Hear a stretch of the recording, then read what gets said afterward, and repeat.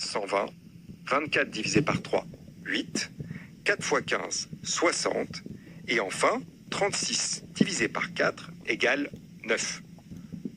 Comptez à présent le nombre de bonnes réponses et comparez-les au nombre de bonnes réponses que vous pensiez avoir.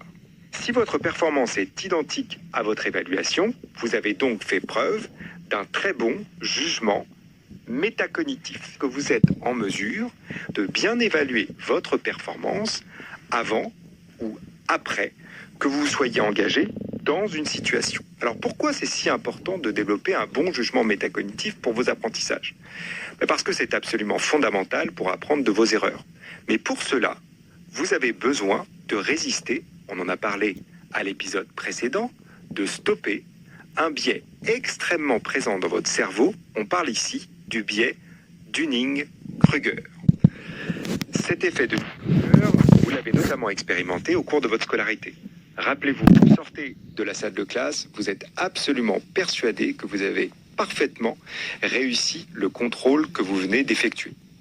Et puis, patatras, 3 semaines plus tard, la note tombe et votre note est catastrophique. Ce petit delta entre mon absolue certitude d'avoir réussi ce contrôle et la note réelle que j'ai obtenue, c'est l'effet Dunning-Kruger, c'est-à-dire un biais de surestimation de sa performance. Alors pourquoi est-ce si problématique de surestimer ses performances ? Ça a un impact extrêmement important pour nos apprentissages, car nous avons tendance à attribuer dans ces cas-là notre échec à des causes externes. Vous aviez échoué dans ce contrôle, non pas parce que vous n'aviez pas suffisamment révisé, mais évidemment parce que on vous avait posé des questions qui n'étaient pas au programme.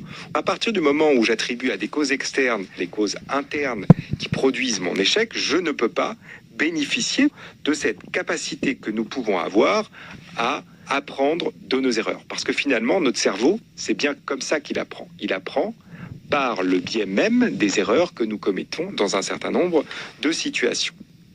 Prenons une autre situation. On sait par exemple, pour en revenir à un épisode précédent de ce podcast, que le fait de se questionner sur des informations que nous essayons de mémoriser a un effet positif sur notre mémorisation. Pourquoi ? Non pas parce que le questionnement nous permet de mieux mémoriser les informations, mais parce que le fait de se questionner sur un texte que nous venons de lire nous permet précisément d'évaluer finement ce que nous avons retenu et ce que nous n'avons pas encore retenu. Et ça permet à la deuxième lecture d'orienter notre attention, nous en avons déjà parlé, vers les informations pertinentes qui sont contenues dans le texte. Cette capacité à juger de notre propre performance, elle est au cœur même de notre capacité à apprendre. Ce jugement métacognitif, il s'associe à d'autres stratégies métacognitives et notamment deux capacités absolument fondamentales qui sont la planification et notre capacité à superviser les stratégies que nous utilisons dans une situation de résolution de problèmes. Imaginez que vous rentriez dans une pièce et que vous trouviez posée sur une table une boîte de punaises, une boîte d'allumettes et une bougie, et que je vous demande de fixer cette bougie sur un panneau de liège fixé à la verticale sur un mur, de telle manière à ce que la bougie, une fois allumée, la cire ne tombe pas sur la table. Je vous laisse quelques secondes pour y réfléchir.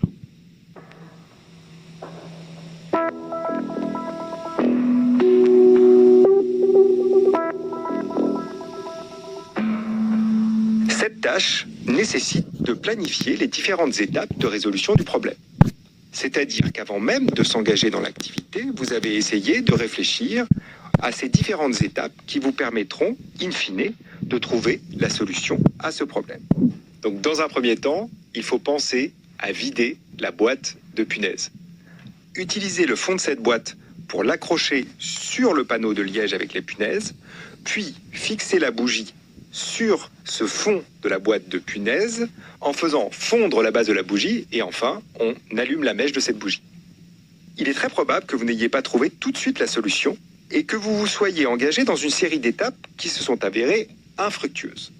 Vous avez donc supervisé vos stratégies. Cette capacité à superviser vos stratégies en temps réel vous permet de vous adapter, d'être flexible, de changer de stratégie quand cette stratégie ne fonctionne plus. Cette faculté à planifier vos stratégies et à les superviser en temps réel au cours d'une tâche est engagée dans tous vos apprentissages. Rappelez-vous, quand vous avez commencé à faire un puzzle, la première fois, vous avez essayé par essai-erreur. L'image était devant vous, vous avez pris chacune des pièces du puzzle et, de façon un peu laborieuse, essayé d'associer chacune de ces pièces entre elles.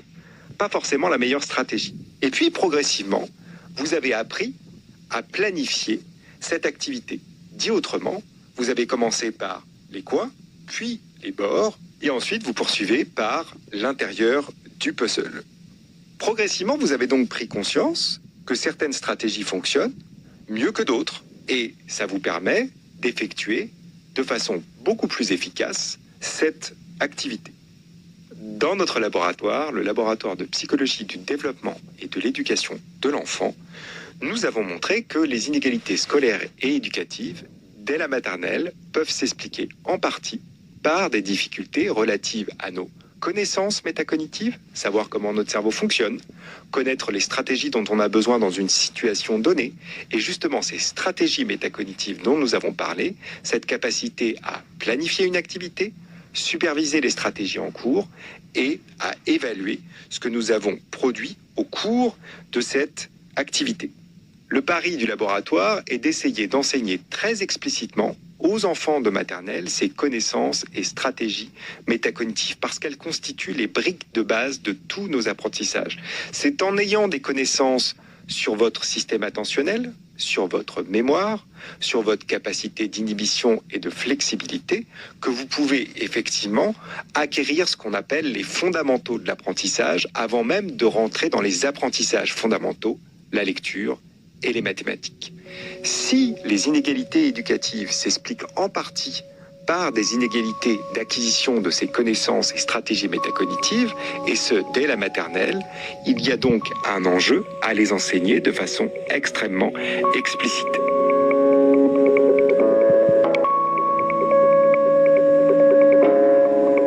Mais ce n'est pas suffisant. Pour apprendre, vous avez besoin d'être motivé et d'avoir un état d'esprit de changement vis-à-vis de vos apprentissages. C'est ce que nous verrons au prochain épisode.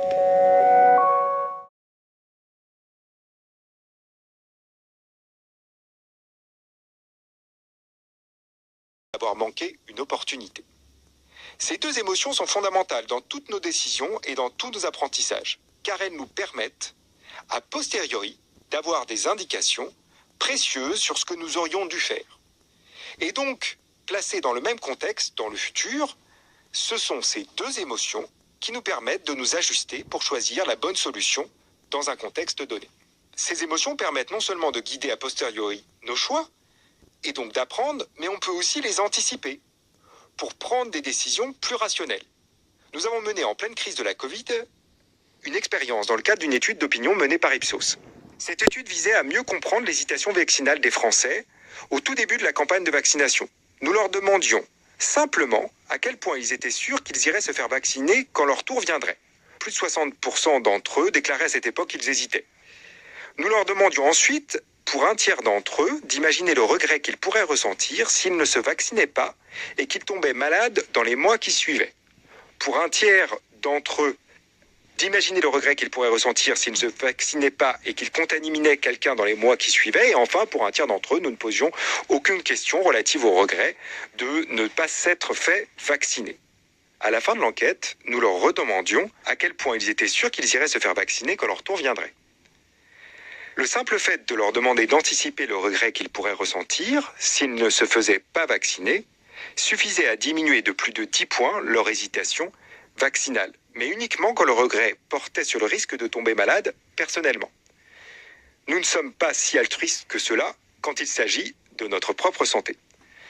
Nos émotions, des plus primaires comme la joie, la peur, la tristesse, ou plus complexes, le regret, le soulagement, sont au cœur de tous nos apprentissages. Elles restent encore très peu considérées dans notre système éducatif, alors même que le plaisir d'apprendre est un moteur extrêmement puissant, comme nous l'avons vu précédemment.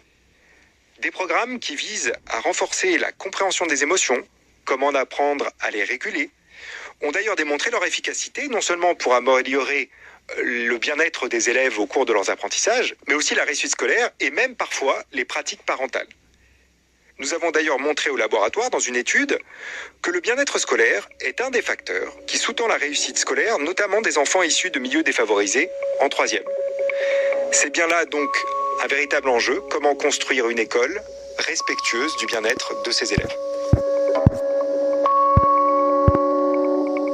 Votre cerveau saison 6. Les apprentissages.